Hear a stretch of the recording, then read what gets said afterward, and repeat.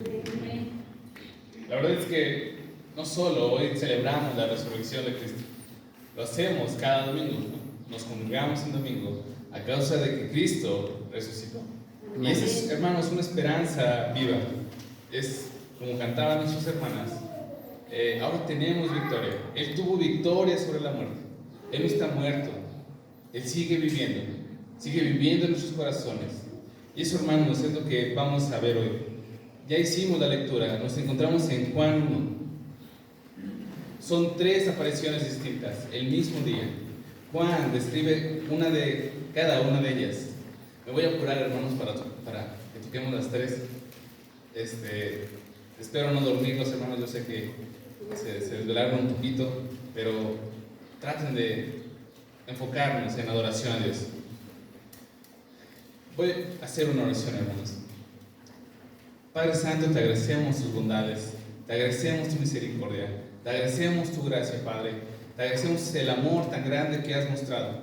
Y también te agradecemos, Padre, porque podemos confiar en tu palabra, podemos confiar en tus promesas, Padre, porque como Cristo así puso su vida por rescate de nosotros, Padre, la volvió a tomar, porque Él es tu Hijo. Y como Él ha cumplido sus promesas, nosotros podemos confiar en que nos has dado vida, Padre. Y ya no estamos muertos en nuestros delitos y pecados. Y también nos das esa esperanza viva de que un día, Padre, no moriremos, sino estaremos contigo para siempre. Te exaltamos, Padre, por tan grande amor, por tan grande misericordia, por tal gracia que has derramado sobre nosotros. Es lo que te pedimos en este tiempo. Haznos entender tu palabra y haznos crecer en fe. Es lo que te pedimos, amado Padre, en el nombre de tu Hijo Jesús. Amén. Amén. Si ustedes leen los otros evangelios que narran la resurrección de Jesús, obviamente los otros 3 evangelios lo narran cada uno de ellos, se darán cuenta que María y otras mujeres entran primero o llegan primero a la tumba. Sin embargo, el evangelio de Juan también lo describe así. Llega María, dice, muy de mañana, siendo de mañana, dice, incluso aún no ha amanecido, aún no sale el sol. Y entonces llega al sepulcro y ve quitada una piedra. Y entonces lo que piensa es que se robaron el cuerpo de Jesús. Al parecer era una práctica común de los saqueadores de tumbas, robarse los cuerpos. Así como en la actualidad siguen robándose las joyas de las personas, quizá querían robarse también el cuerpo de Jesús. Entonces cuando llega María, ve la tumba vacía y dice, se robaron el cuerpo de Jesús. Y entonces va a avisar a otros 2 apóstoles, a Pedro, y dice, otro discípulo, el cual dice, amaba a Jesús. Ustedes se pueden preguntar, ¿por qué no se dice el nombre del discípulo? Muchos concuerdan que es Juan, pero así como por una forma de humildad, de no querer aparecer en su evangelio, él decide borrar su nombre y poner podemos llamarle sobrenombre, podemos llamarle sinónimo. Se dice que él es el discípulo el cual amaba a Jesús. Y puede parecer así como un poco arrogante, ¿no? Entonces, él era el único discípulo al cual amaba a Jesús, pero Jesús ama a todos sus discípulos. Es como decir, él es uno más. Por eso Juan usa esta forma de llamarse a sí mismo, el otro discípulo. Y eso es algo constante en todo el evangelio de Juan. Pero el punto es que les avisa a María, ya no está el cuerpo, y salen corriendo los 2 discípulos a verlo, a atestiguar. Y entonces dice que Juan llega primero. Es muy probable a causa de su juventud, es el discípulo más joven. Él llega primero a la tumba y no entra a la tumba. Dice el versículo 5, dice, bajándose a mirar, vio los lienzos puestos allí, pero no entró. Es muy probable que no entrara por respeto, quizá también por admiración. Él se queda afuera de la tumba y él solo alcanza a ver que están los lienzos ahí. Pero llega Pedro después de la carrera, quizá un poco ya cansado, y él sí decide entrar. Él es un discípulo muy impulsivo. De hecho, vemos tomando la iniciativa en varias cosas, y aquí tampoco es la excepción. Llega y entra directamente a la tumba. y él ve no solo los lienzos, sino también el sudario que está sobre la cabeza, o que estaba sobre la cabeza de Jesús. Entonces, al ver Juan que entra Pedro, él también decide entrar. Es curioso que Pedro entrara, pero no entendiera qué está pasando. Quizá él también entendía, o él sabía que se habían robado el cuerpo de Jesús. Pero sin embargo, acá a una diferencia, en el versículo 8 dice: entonces entró también el otro discípulo que había venido primero al sepulcro, y vio y creyó. ¿Qué vio? Pues vio lo mismo que vio Pedro. Vio los lienzos envueltos y vio el sudario también envuelto. A diferencia de Pedro, Juan, o el discípulo, o el otro discípulo, se diferencia por tener un discernimiento espiritual. Pedro también dice: bueno, pues al parecer no está el cuerpo, quizás sí se lo llevaron. Pero Juan entra y dice: pues obviamente no son ladrones. Si hubieran sido ladrones, no se hubieran tomado el tiempo de volver las ropas y ponerlas ahí. Él ve y cree que Jesús ha resucitado, como dijo. Nosotros debemos de ser igual a este, debemos de verlo con fe. Dice: pero aún no entendía las Escrituras, porque aún no habían entendido las Escrituras. Vamos, hermanos, a Juan 11, versículo 44.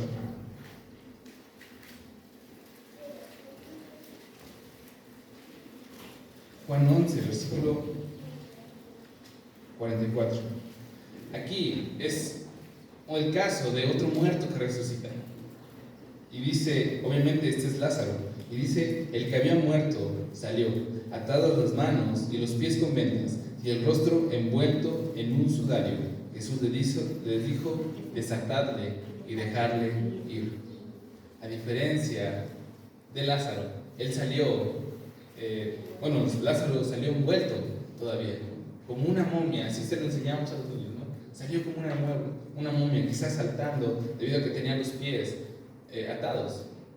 Pero a diferencia de Jesús, él sale, su cuerpo ya no está, y la ropa de sepultura está ahí doblada.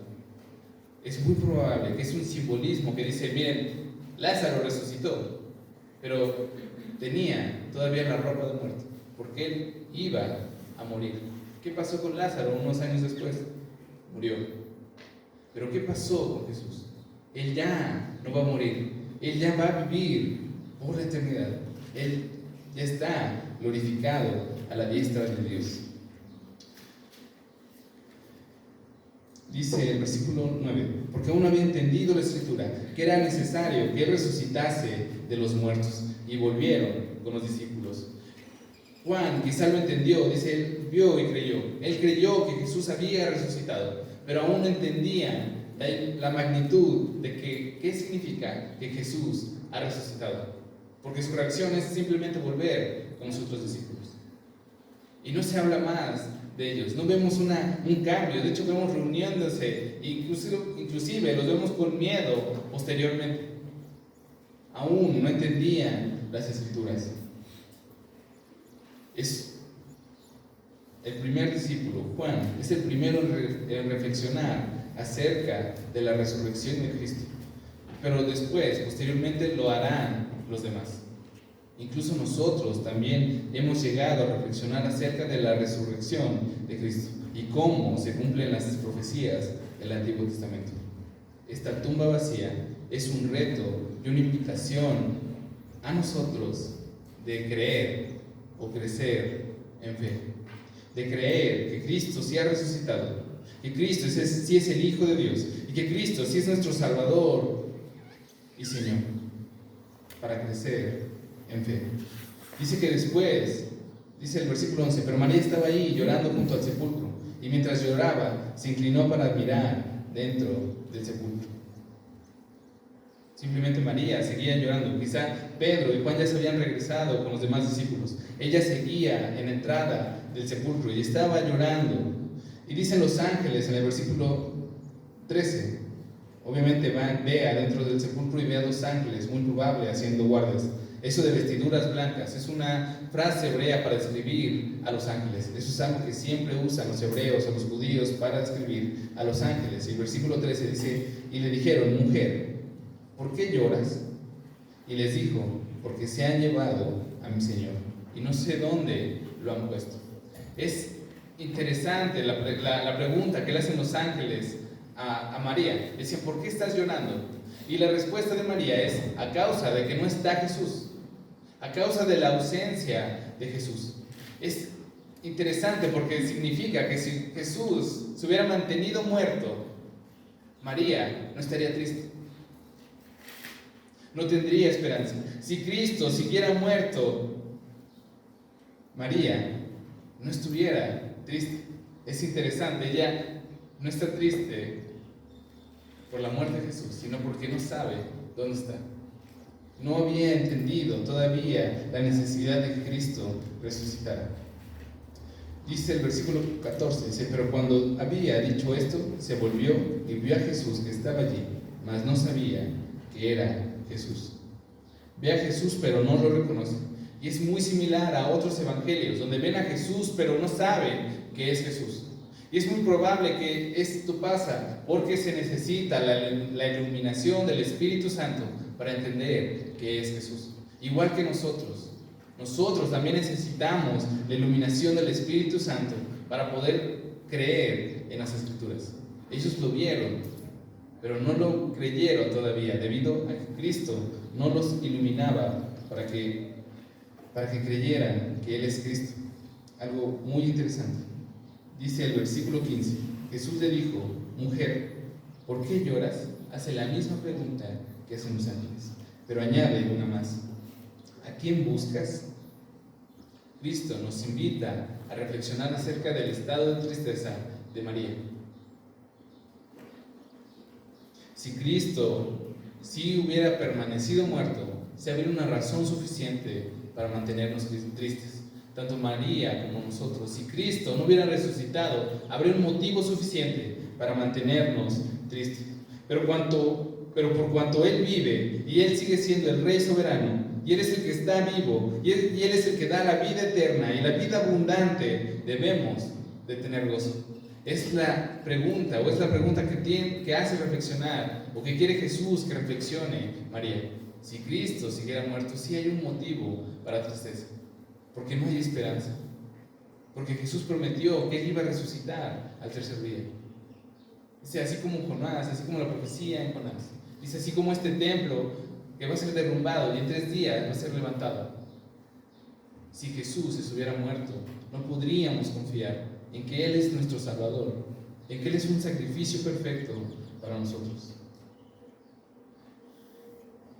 Pero María sigue confundida y piensa simplemente que es un jardinero que había puesto a Jesús en otra parte. Pero en el versículo 16, Jesús ilumina a María, simplemente llamándola por su nombre: María. Y María voltea, al parecer ya se había ido, ya se estaba saliendo. Sin embargo, voltea y reconoce a Jesús. Y al parecer, María abraza a Jesús. Por eso la respuesta en el versículo 17. Jesús le dijo: no me toques, porque aún no he subido a mi Padre. Mas ve a mis hermanos y diles: subo a mi Padre y a vuestro Padre, y a mi Dios y a vuestro Dios. Lo que está aquí pasando, hermanos, es que María no ha entendido que la relación con Jesús va a cambiar. Él piensa que cuando Él ha resucitado, la relación va a seguir siendo igual, como ese hombre que está caminando entre los pueblos, caminando entre las personas. Pero ahora, Cristo ha resucitado de una manera diferente. Ya no es un cuerpo humano. A partir de este momento, a partir de la resurrección, la relación con Jesús va a ser espiritual. Por eso, en la promesa que Él da cuando promete que va a enviar a un consolador, dice: les conviene que yo me vaya, porque voy a enviar a un consolador.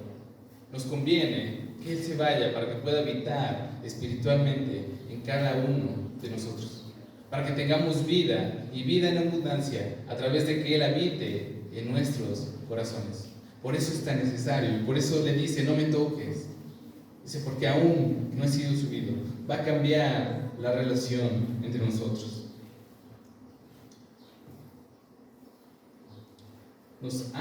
Jesús nos hace reflexionar acerca de que su presencia va a seguir estando aquí en la tierra, pero ahora va a ser una espiritual. Y ahora ya no va a ser una relación de una persona caminando entre los mundos, sino que va a ser una relación espiritual, pero va a ser más íntima, va a ser cercana y va a ser espiritual. Y esto es algo muy, muy necesario, porque cuando se escribió el Evangelio de Juan, muchos testigos oculares que vieron a Jesús, que lo vieron caminando, que lo vieron muerto y que muy probablemente lo vieron resucitado, estaban muriendo. Y la iglesia decía, esto pues no puede ser. Su fe empezaba a flaquear, pero Juan les dice, es mejor que Cristo haya subido, porque ahora mora en nuestros corazones. Dice, y cuando llegó la noche de aquel mismo día, el primero de la semana, estaban las puertas cerradas en el lugar donde los discípulos estaban reunidos. Por miedo a los judíos, vino Jesús. Y puesto en medio les dijo, paz a vosotros. Los discípulos expresan miedo, y esa es una característica normal cuando hay una ausencia de Cristo. Cristo apareció de manera real, incluso muestra sus heridas, porque Cristo realmente había resucitado. Sin embargo, en este pequeño pasaje vemos 5 cosas, 5 dones, 5 regalos que da Jesús a los discípulos. No solo a estos 11, sino a cada uno de sus discípulos, a cada uno de sus creyentes. El primero de ellos les da gozo. Dice el versículo 20, por cuanto les había dicho esto, les mostró las manos y el costado, y los discípulos se regocijaron viendo al Señor. En primer lugar, Jesús da gozo a los creyentes. Es interesante, hermanos, porque parece que nos da tristeza Jesús, por las caras tan largas que vemos aquí. Pero la realidad es que Cristo da gozo, nos da alegría. ¿Por qué? Porque simplemente Él lo prometió. Vamos a Juan 16, versículo 22.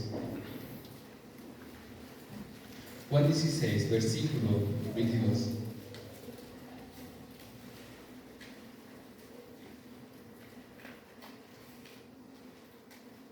Dice, también vosotros, ahora tenéis tristeza, pero os volverá a ver y se gozará vuestro corazón y nadie os quitará vuestro gozo. En primer lugar, hermanos, ser un cristiano, creer en Jesús, nos da gozo. Y si no tienes gozo, hermano, debes de checar tu relación con Dios. Porque ya hemos hablado, a través de cumplir sus mandamientos, encontramos gozo. Encontramos una verdadera felicidad. Podemos disfrutar verdaderamente de la vida a través de tener una relación personal con Cristo y con Dios. En primer lugar, Jesús da gozo a cada uno de los creyentes. En segundo lugar, da paz. Dice el versículo 21. Entonces Jesús les dijo otra vez, paz a vosotros. Recuerda, Jesús les dice, no solo es un saludo, esto es una paz superior. Y posteriormente dice, y esta paz no es como la da el mundo, sino es una superior, es una perfecta, una que sobrepasa nuestro entendimiento, es una paz diferente y vuelve a cumplir su promesa. Vamos a Juan 14, versículo 22.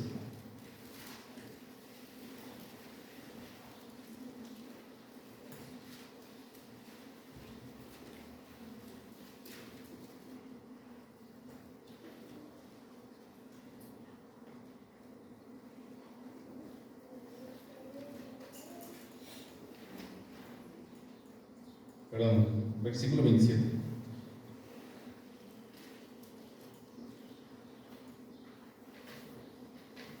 Dice, la paz os dejo, mi paz os doy. Yo no os la doy como el mundo la da. No se turbe vuestro corazón, ni tenga miedo. Esa es la promesa de Jesús a los creyentes. Dice, Él da una paz diferente, una paz que sobrepasa el sufrimiento, una paz que sobrepasa las pruebas, una paz que sobrepasa las dificultades. Hermanos, cantamos, hay un himno, un coro muy famoso que dice que podemos tener paz en medio de la tormenta. Pero hasta que experimentamos una cercanía con Jesús, podemos tener una verdadera paz en medio de las pruebas. Y soy un testigo de eso. En verdad puedes tener paz en medio del sufrimiento, de las pruebas. Donde parece que nada es seguro, te aferras a esta roca y Él te da una paz. Aunque sabes que está fuera de tus manos, que no lo puedes controlar, Jesús te sigue dando paz. Hay una paz, hermanos, perfecta en ser seguidores de Cristo. Una paz que sobrepasa nuestro entendimiento. Una paz en medio del sufrimiento. La tercera cosa, hermanos, que da Jesús, nos da una misión. Como me envió el Padre, así también yo os envío. Así como el Padre me envió, dice Jesús, yo los envío. Todos tenemos una misión, hermanos. Y algunos la llaman la gran comisión, porque es urgentemente lo que tenemos que hacer. Mateo 28 dice, por lo tanto, ir a las naciones.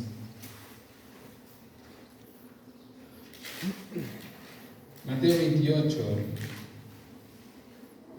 19 dice, por tanto, ir y hacer discípulos a todas las naciones, bautizándolos en el nombre del Padre, y del Hijo y del Espíritu Santo, enseñándoles que guarden todas las cosas que os he mandado, y aquí yo estoy con vosotros todos los días hasta el fin del mundo. Amén.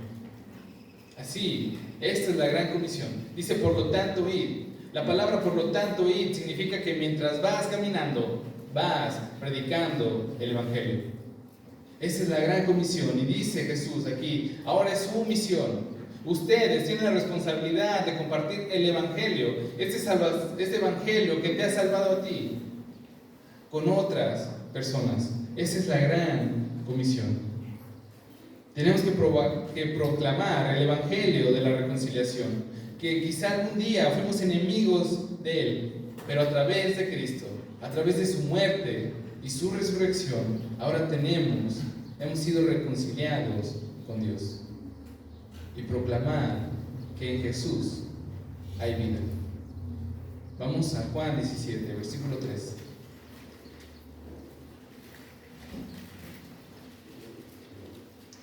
Dice Jesús, y esta es la vida eterna, que te conozcan a ti, el único Dios verdadero, y a Jesucristo, a quien has enviado. Cristo nos da una misión: que conozcan a Dios, las demás personas, y que conozcan a Cristo, aquel que vino a morir por nosotros. Tenemos una misión, una comisión. La cuarta cosa que da Jesús a sus discípulos es el Espíritu Santo. Dice el versículo 22, y habiendo dicho esto, sopló y les dijo, recibid el Espíritu Santo.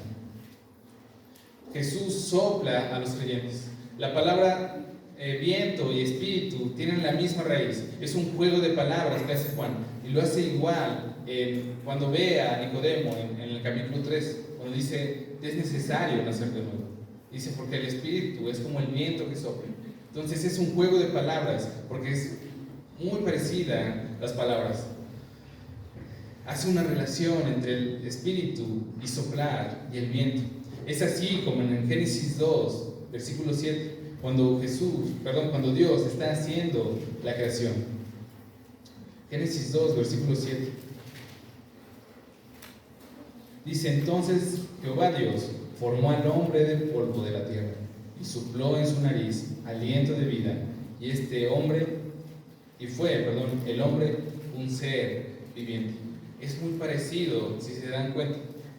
Jesús soplando a sus discípulos y Dios soplando al hombre para que viviera.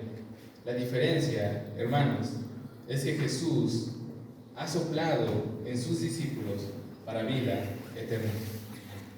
El Espíritu Santo es el aliento de vida del creyente. Vamos a Efesios 2, versículo 5.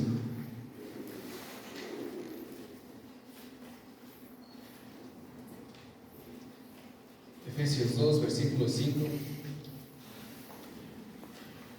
Dice, pues aún estando nosotros muertos en pecados, nos dio vida juntamente con Cristo.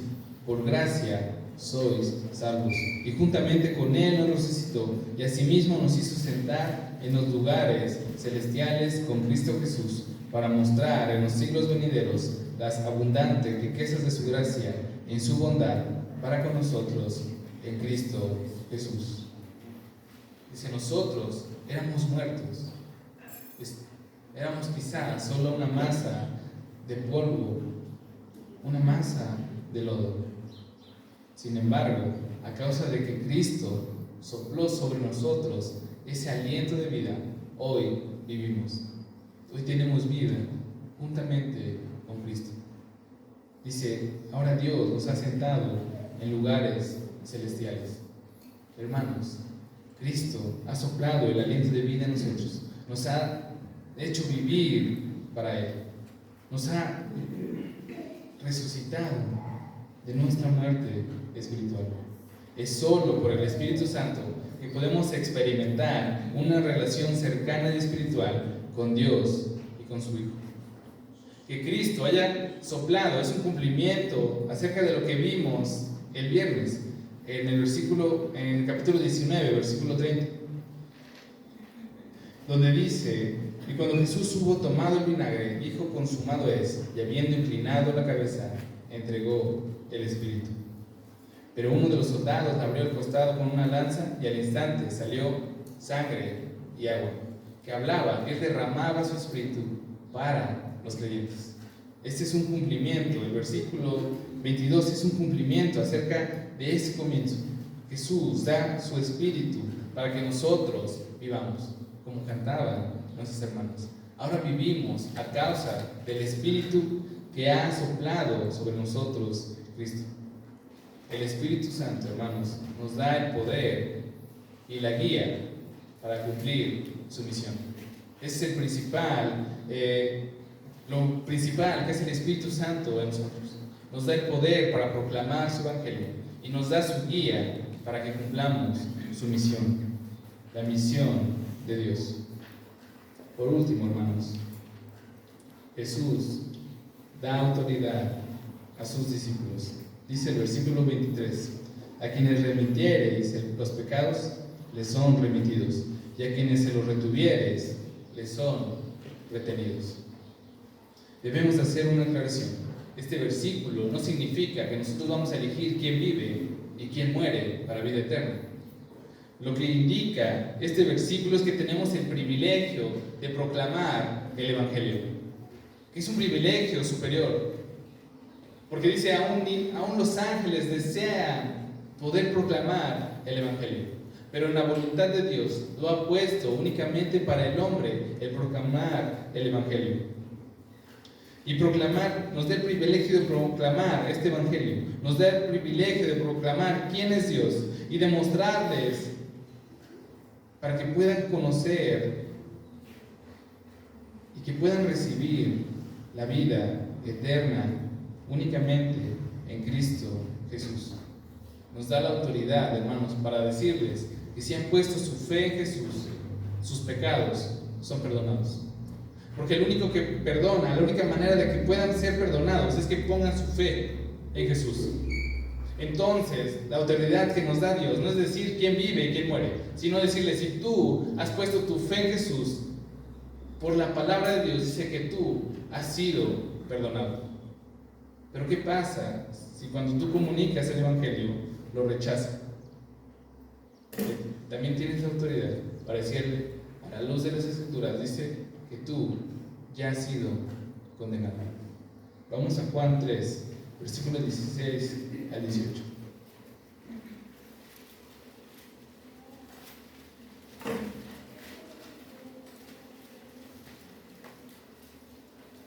Juan 3, versículo 16 al 18. Dice, porque de tal manera amó Dios al mundo, que ha dado a su Hijo unigénito, para que todo aquel que en Él cree no se pierda, mas tenga vida eterna. Porque no envió Dios a su Hijo al mundo para condenar al mundo, sino para que el mundo sea salvo por él. El que en él cree no es condenado, por el que no cree ya ha sido condenado, porque no ha creído en el nombre del unigénito Hijo de Dios. La autoridad que nos da Jesús es decirles: si has puesto tu fe, como dice este versículo, tienes vida eterna en Cristo Jesús. Pero si has rechazado el Evangelio, tristemente estás condenado, y tu vida tendrás una muerte eterna, alejada de Dios y en sufrimiento. Esa es la autoridad que nos da Dios. Nos da 5 dones, hermanos, que debemos de poner en práctica. Nos da gozo, nos da paz, nos da una gran comisión, nos da el Espíritu Santo y nos da autoridad, poniendo únicamente nuestra fe en Jesús. Hoy es un día especial, hermanos, porque podemos confiar en que Él va a cumplir cada una de sus promesas. Pero también tenemos una gran comisión por llevar al frente, comunicar el Evangelio a aquellas personas que sufren, que no conocen a Dios, que no conocen y que no tienen vida eterna. Es urgente llevar el mensaje a ellos. Adoremos, hermanos, a Dios por tan grande salvación, por tan grande esperanza que nos da. Alabemos porque su palabra es fiel. Vamos a orar, hermanos, para terminar.